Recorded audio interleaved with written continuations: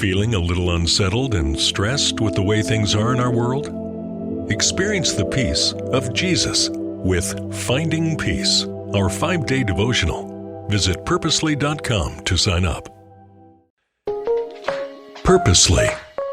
Your life, God's purpose. Listen at purposely.com. What amazed you as a kid? What amazes you now? The first thing I can think of that amazed me when I was younger were magic tricks. I was fascinated by Harry Houdini as a kid, and I always wished I had the skill of sleight of hand. However, I could never master even one single card trick. I was also amazed by the cool high school kids on TV who were probably played by 30-year-olds. If you can remember that far back, TGIF, Friday night TV shows. Yeah, I was convinced that high school was going to be the most exciting stage of my life, and it did not turn out that way. I was amazed that my parents had lives before I came along. Like, what did you even do before I was here? I was also amazed at stories in the Bible that seemed too wild to be true, like Noah's Ark or Jesus walking on water. These days, I am mostly amazed by acts of kindness, humility, and generosity. Those moments when on the news people are desperately in need of help and people are going out there and meeting the needs. That's what affects me deeply today. What amazed Jesus? Jesus, who had seen it all, through whom everything in the world had been made, who is fully God and also became fully human. What amazed Jesus? Hey, this is Jen. You're listening to the Bible for Busy People. And according to Merriam-Webster Dictionary, amazed means filled with wonder, astounded, or filled with astonishment. It's often associated with an element of surprise. So what amazed Jesus? It must have been a really big deal to have amazed him. And that's what we're going to talk about this week. Today we're in Luke chapter 7. In verse 1, it says, when Jesus had finished saying all this to the people who were listening, he entered Capernaum. We've talked about this before, but Capernaum was like the home base of his ministry. There, a centurion's servant, whom his master valued highly, was sick and about to die. The centurion heard of Jesus and sent some elders of the Jews to him, asking him to come and heal his servant. When they came to Jesus, they pleaded earnestly with him, this man deserves to have you do this because he loves our nation and has built our synagogue. So Jesus went with them. He was not far from the house when the centurion sent friends to say to him, Lord, don't trouble yourself, for I do not deserve to have you come under my roof. That is why I did not even consider myself worthy to come to you. But say the word, and my servant will be healed.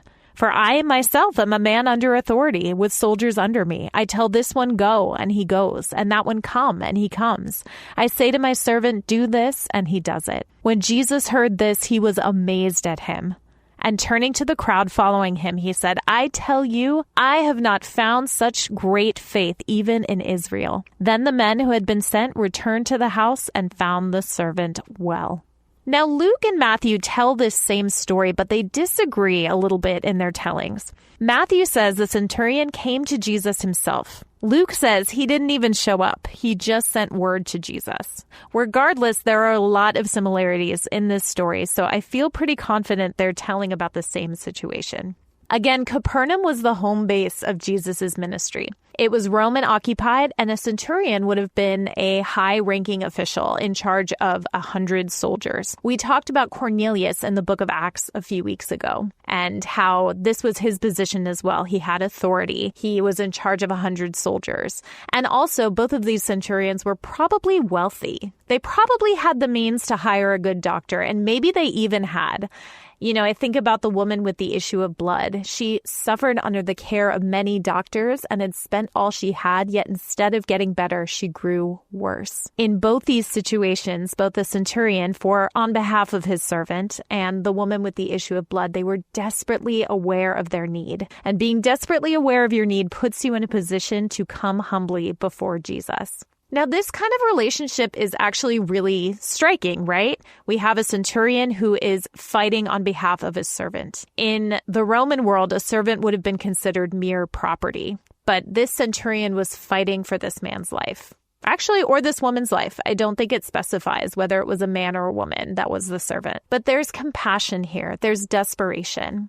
The centurion sent Jewish elders to Jesus to speak with him. And it was a sign of respect. He didn't send soldiers to force Jesus. He didn't send soldiers to persuade him. He was desperate, but he was respectful. And this is part of faith. He had an understanding that Jesus was more than just a teacher.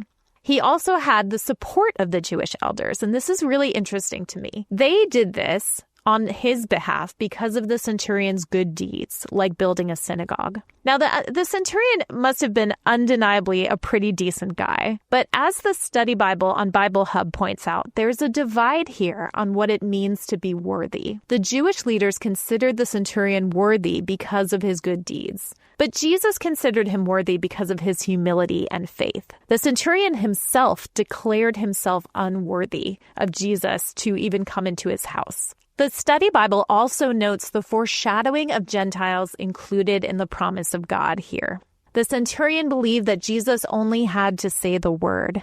The pulpit commentary says he had risen above the need of an outward sign, such as a touch or even the sound of a living voice. And I know for me, sometimes I'm still looking for those signs. Sometimes my faith isn't to the point of Jesus can do this and I'm going to stop worrying about it. Sometimes my heart still really wants an outward sign. But the centurion, who wasn't even Jewish, had a faith that said Jesus can do this, whether or not he's here. This verse says Jesus was amazed, and the Greek word here is thaumazo, meaning to admire, marvel, or wonder. This specific word is only used about Jesus in 2 stories in the Bible, and we'll talk about the other one tomorrow. All this to say, the centurion's faith, this kind of faith, a desperate, humble belief in Jesus' authority and ability, this kind of faith is what amazed Jesus. I wonder about this, if amazement is some kind of surprise or if it's astonishment. Why was Jesus feeling that way? Is it because he didn't see much like it on earth? Is it because he knew what it was like to be human and how difficult it can be to believe? I don't really know, and I don't really have an answer to those questions. But all of that to say, at the end of the day, how do we approach Jesus? Can we approach him fully convinced that he is all-powerful and all-capable? Can we approach him confident that he will heal what's broken? That's the question I'm going to leave with you today, and we'll talk more about what amazed Jesus tomorrow. Thank you for listening to The Bible for Busy People. If you need prayer or want to go deeper in your faith, visit our show notes. Will you take a moment to share with a friend and leave a review? It helps the Bible get into even more people's minds and hearts. Find more podcasts that will recharge you at purposely.com.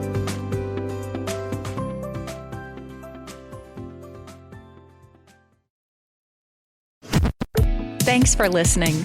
We just wanted to take a minute to let you know that just like you and your family, Purposely is also part of a family, the Krista family of ministries. Krista helps kids and teens learn and grow in their faith at King Schools and Miracle Ranch Camp. And Krista shares Jesus with people in the poorest, most remote places through World Concern. Krista Senior Living is a community of love and care, and Krista Media is a place of hope on the radio.